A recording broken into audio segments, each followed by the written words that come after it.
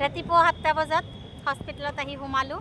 তো বৰ্তমান অকণমান সময় পালোঁ, আহি পাৰ্কত বহিছোঁ, অলপ চাহ খালোঁ। মানে ইমান গৰম, ইয়াতে নবহি আৰু উপায় নাই তাৰমানে। তো আলহামদুলিল্লাহ আমি ৰিপৰ্টকেইটাৰ মানে আপডেট দিয়া নাছিলোঁ। গোটেইকেইটা ৰিপৰ্ট খুবেই ভাল আলহামদুলিল্লাহ।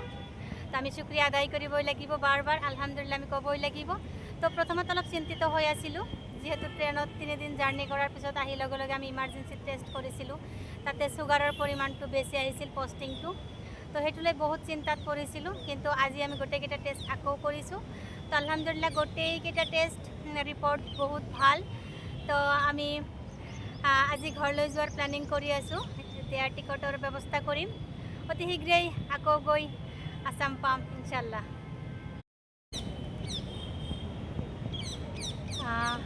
ৰাতিপুৱা 7টা বজাত হস্পিটেলত আহি সোমালোঁ। তো বৰ্তমান অকণমান সময় পালোঁ, আহি পাৰ্কত বহিছোঁ, অলপ চাহ খালোঁ। মানে ইমান গৰম, ইয়াতে নবহি আৰু উপায় নাই তাৰমানে। তো আলহামদুলিল্লাহ আমি ৰিপৰ্টকেইটাৰ মানে আপডেট দিয়া নাছিলোঁ। গোটেইকেইটা ৰিপৰ্ট খুবেই ভাল আলহামদুলিল্লাহ। তো আমি শুক্ৰিয়া আদায় কৰিবই লাগিব, বাৰ বাৰ আলহামদুলিল্লাহ আমি ক'বই লাগিব। তো প্ৰথমত অলপ চিন্তিত হৈ আছিলোঁ, যিহেতু ট্ৰেইনত 3 দিন জাৰ্ণি কৰাৰ পিছত আহি লগে লগে আমি ইমাৰ্জেঞ্চি টেষ্ট কৰিছিলোঁ। তাতে চুগাৰৰ পৰিমাণটো বেছি আহিছিল, পষ্টিংটো। তো সেইটোলৈ বহুত চিন্তাত পৰিছিলোঁ, কিন্তু আজি আমি গোটেইকেইটা টেষ্ট আকৌ কৰিছোঁ। তো আলহামদুলিল্লাহ গোটেইকেইটা টেষ্ট ৰিপৰ্ট বহুত ভাল।